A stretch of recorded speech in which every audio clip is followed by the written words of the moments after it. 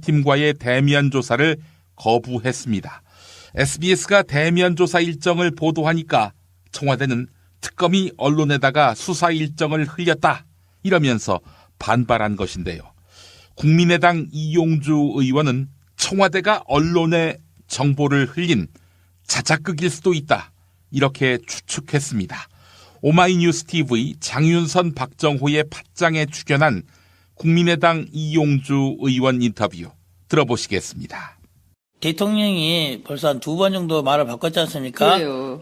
특검이 아니라 검찰에서도 수사 협조하겠다 하고 맞습니다. 안 하고 네. 압수수색 하겠다 해도 안 하고 다시 이제 특검에 대해서 협조를 하겠다 했는데 시간을 지금까지 계속 끌어왔지 않습니까? 네. 그러다가 압수수색도 협조 안 하고 결국에는 대면 조사는 할 것처럼 하셨지만은 네. 제가 12월 달부터 1월 달에도 계속 저건 페이크다. 절대로 안 할 것이다. 이유는 뭐냐. 네. 이제 대통령이 대면 조사에 나가서 득될 게 절대 없고 그리고 나가면은 자백하지 않을 수 없다. 그리고 자백을 안 한다 한다면은 묵묵부다 묵비권 행사하는 방법밖에 없는 것이지 네. 정상적인 검찰 특검의 조사를 받게 되면은 사건의 모든 전모가 밝혀지게 될 것이고 본인도 더 이상 방어할 수가 없게 된다. 그리고 더 중요한 것은 대통령이 검찰을 수사를 받을 수 있는 지적인 능력이 안 되는 거예요. 뭔 말을 물어보면은 뭔 말인지 모르는 거예요. 소위 수첩에다 적어갖고 가야지만이 예. 답을 할 수 있는 정도이기 때문에 예. 아마도 이번 대면 조사 관련해서도 검찰에 이런 거 어떤 거 물어볼 것이냐 서면 조사처럼 먼저 질문지 주면은 그게 다 답은 하겠다. 네. 이렇게는 조사를 받을 거는 모르겠지만은 정상적인 조사 검찰 수사처럼 미리 알려주지 않고 와서 물어보고 답하고 이렇게는 대통령이 준비가 안 돼 있다. 그럴 거라고 봅니다. 그래서 이번에 핑계는 대면 조사 일시가 알려졌다는 걸 핑계를 냈지 않습니까? 네네. 아마도 특검이 많이 양보를 해서 그랬던 것 같아요. 예를 들면은 조사 일시라든지 장소 같은 거에 대해 예를 들면은 특검이 계속 조사 장소를 제3의 장소에서 하자, 특검에서 하자, 네. 제3의 장소에서 하자, 청와대 안에서 못 한다라고 버텼으면은 그걸 핑계를 삼았을 거예요. 밖에서 무슨 아직까지 정무직의 대통령인데 밖에 장소에서 하느냐, 불가하다, 이걸 핑계 냈을 거예요. 근데 내가 보기로는 그것도 특검이 양보해 준 것 같아. 좋아. 그러면 이제 청와대 아니라니까 거기까지 가서라도 조사를 하겠다고 양보를 하니까 이제 핑계 잡을 게 없는 거예요. 핑계거리가 없었다. 핑계거리가 없는 거죠. 그래서 말도 안 되는 핑계인 거죠. 지금까지 예상되는 것이 특검이 알려줬든지 아니면 내부자가 알려줬는지 모르겠지만은 9일 아니면 10일 정도에 예상될까 이번 주에 있을 거라는 것은 지난주부터 이미 맞습니다. 언론에 나오고 있지 않습니까? 예. 9일인 게 10일인 게 뭐가 중요했습니까? 이번 주면은 목요일 아니면 금요일이겠지. 그럼 9일 아니면 10일 둘 중에 하나 아니겠습니까? 맞아요. 예. 그러면 둘 중에 하나에 9일 정도라고 확정이 된지는 모르겠으나 네. 어느 모 방송사에서 9일 한다고 알렸다 한들 네. 그건 전혀 모르고 있던 상황이 아니라 9일, 10일쯤 하겠다는 걸 알고 있던 상황이 나온 것 뿐이거든요. 새로운 상황이 아니고. 그리고 이번 특검법에는 예전과 달리 특검이 수사 상황을 브리핑을 할 수 있도록 법적 근거를 명확히 뒀어요. 브리핑이라는 게 피의사실 내용이 아니라 뭔지 한다, 어디서 한다, 누구를 한다는 것은 당연히 브리핑의 대상에 들어가지 않겠습니까? 네, 맞습니다. 그리고 법에 허용된 내용을 한 것이고 그 법안 내용은 대통령도 알고 있었죠. 네. 거업권도 행사하지 않았고. 네. 그런데 그 내용을 가지고 한다는 것은 핑계 잡은 거다. 핑계 잡은 거다. 그래서 저는 이번에 S모 방송에서 9일에 하겠다 방송을 냈지 않습니까? 네네.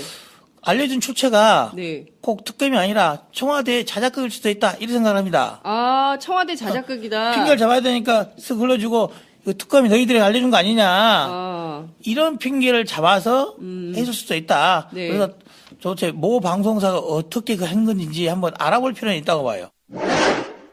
더불어민주당 박범계 의원은 대면 조사와 같은 수사 일정은 대국민 보고 조항이라고 밝혔습니다.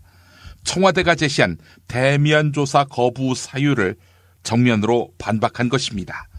CBS 라디오 김현정의 뉴스쇼에 출연한 박범계 의원 인터뷰 들어보시죠. 대면조사, 박근혜 대통령의 대면조사 9일로 잡혀있다가 무산이 됐습니다. 이유는 특검이 신의를 위반했다. 비공개 원칙을 깨고 9일이란 날짜를 흘렸다. 이런 거거든요. 어떻게 보세요? 네네. 아니 말씀도 안 되는 얘기죠. 왜 그런 거 하니? 이번 특검법의 가장 큰 특징은 대국민 보고 조항입니다. 제가 특검법안을 초안한 사람입니다. 예. 거기에 의해서 이규철 특검보가 매일같이 브리핑을 드리고 있습니다. 왜? 이 국정농단의 원인은 비선 실세에 의해서 깜깜이로 국정을 운영했기 때문에, 즉 투명하지 않게 했기 때문에, 공개하지 않았기 때문에 이런 일이 벌어졌거든요. 예. 그래서 서울중앙지검에 의한 수사도 사실 많은 한계가 있었습니다. 바로 그러한 문제점 때문에 특검이 대국민 보고조항을 뒀고 대통령 대면 조사 일정과 같은 것은 예. 수사의 본질이나 혐의와 관련된 내용이 아니기 때문에 예. 국민에게 당연히 알리는 것은 옳은 태도고 바른 방법입니다. 근데 심지어 삼아서 예. 지금 대면 조사 오늘로 예정돼 있는데 안 하겠다. 이 얘기는 결국은 예. 지금 2월 초인데 예. 2월 초 중순에 헌법재판소에 나와가지고 대통령이 하실 수 있는 말씀을 하라는 야당의 요구를 결국은 듣지 않기 위해서 대면조사도 거부하고 대면조사 하게 되면 그러면 헌법재판소도 나와야 되는 거 아니냐고 할 때 그것에 대한 방어 논리가 궁색하기 때문에 예. 결국은 저는 탄핵을 면하기 위한 경우 대면조사도 안 하고 헌법재판소도 알겠습니다. 예, 그렇게 생각하시는 거고. 저는 그렇게 생각합니다. 여하튼 이렇게 가다가 3월 13일이 되면 이정미 재판관도 퇴임을 합니다. 그러면 두 자리가 공석이 되는 건데 이 공석을 황교안 대행이 대통령 대신해서 임명할 수 있는가 없는가 야당은 이제 안 된다는 입장인데 안 앞서 되죠. 박근혜 대통령의 대변인 측은 말합니다. 아니 황교안 대행이 후임 재판관 임명할 권한이 없다면 예, 알아들었습니다. 똑같은 논리로 특검 연장을 결정할 권리도 황 총리한테는 없는 거다. 주장이 모습니다. 일베를 포함해서 많은 극우 여러 인사들이 그런 얘기를 합니다. 제가 예. 헌법재판관 후임 임명은 대통령 권한대행인 황교안 대행이 못한다. 그러나 특검 연장은 황교안 대행이 해야 된다. 이것이 모순하냐 이런 말이거든요. 그러네요. 그러니까 공부를 좀 하시라는 얘기입니다. 아, 어떤 부분이 틀렸습니까? 헌법재판관의 임명 행위는 국가 원수의 지위에서 하는 다른 헌법기관 구성행위입니다. 그렇기 때문에 대통령 권한대행이 할 수 없습니다. 그러나 특검 연장은 행정부의 수반, 즉 평상시에 대통령 권한을 수행하는 것이기 때문에 예. 마땅히 행정수반으로서 그 직무대행인 황교안 대행이 해야 되는 겁니다. 아무런 논리상의 하자가 없습니다. 더불어민주당 윤관석 의원은 헌법재판소가 대한민국을 정상화할 책임이 있다. 이렇게 밝혔습니다. 또한 황교안 대통령 권한대행의 행태가 국정 혼란을 가중시킨다.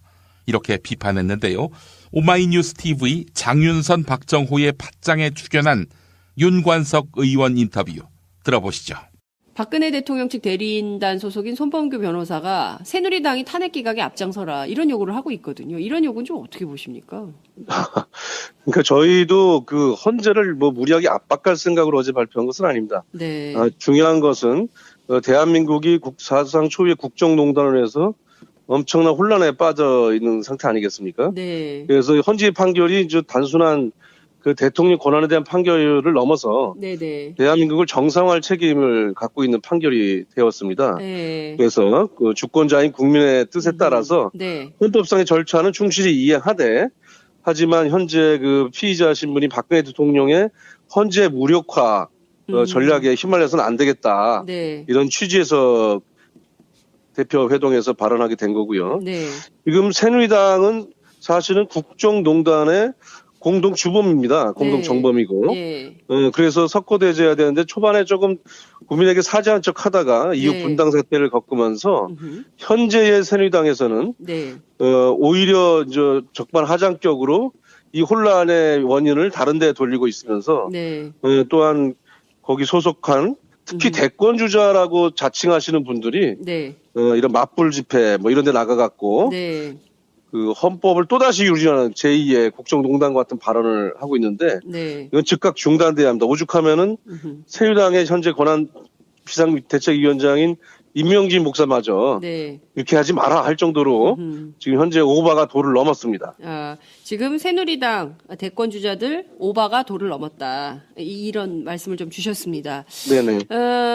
그 중요한 것은 황교안 권한대행에게 걸려 있는 측면이 있는 것 같습니다. 이를테면 지금 이분이 대통령 권한대행으로서 특검의 경우에는 수사기간을 연장해야 되고 그리고 청와대 압수수색도 승인해야 되는 직위에 있는 사람이다. 이렇게 볼 수 있는데요. 이 모든 것이 황교안 권한대행의 길이 막혔다. 총리 문제 너무 심각한 거 아니냐 이런 비판도 있습니다.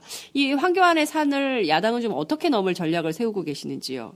네, 황교안 권한대행은 두 얼굴 아니 세 얼굴을 가진 공직자입니다. 하나는 국무총리입니다. 네. 뭐 사실 사퇴됐다가 이제 극적으로 다시 지금 권한대행이 됐는데요. 네. 하나의 얼굴은 국무총리고 또 하나의 얼굴은 대통령 권한대행입니다. 네. 근데 하나 얼굴이 더 추가가 됐습니다. 그 세 번째 얼굴은 현재 예비후보 같은 그런 행보나 태도를 보이고 있는 것입니다. 네. 예비후보의 얼굴을 또 하나 갖고 있는 것으로 보여집니다. 어떤 때는 국무총리의 권한이라 어렵다고 얘기합니다. 예를 들면은 그 청와대에 대한 압수수색 같은 경우 네. 자기가 관여할 일이 아니다 이렇게 답변하고 있습니다. 하지만 작년에 국회에 나와서 청와대는 누가 관리합니까 했더니 국무총리 본인이 관리합니다 이렇게 네. 답변하는 내용도 있는 걸로 봐서는 그렇습니다. 그때 답변이 달라지는 분입니다. 어떤 때는 총리로서 어떤 네. 때는 권한대행으로서 네. 예를 들어서 특검의 수사기간 연장이 불가피해서 네. 3일 이전에 만약에 30일 연장을 신청하게 되면은 과연 어떤 태도를 보일지 이것도 굉장히 귀추가 주목되고 있습니다. 네. 또 하나는 예비후보 얼굴인데 지금 네. 각종 그 언론에 네. 대통령 후보로 얘기되신 분들의 여론조사 나오지 않습니까? 맞습니다. 본인이 그런 생각이 없으면 거기서 빼달라고 하고 네. 나는 절대로 출마할 생각이 없이 과도국정에 충실한 관리에 매진하겠다. 이렇게 답변하면 모든 게 끝나는 것임에도 불구하고 네. 현재는 애매모호한 답변을 통해서 마치 후보로 나올 수도 있는 것처럼 가능성을 열어놓고 하기 때문에 네. 국정이 더욱더 혼란에 빠져 있다고 생각합니다.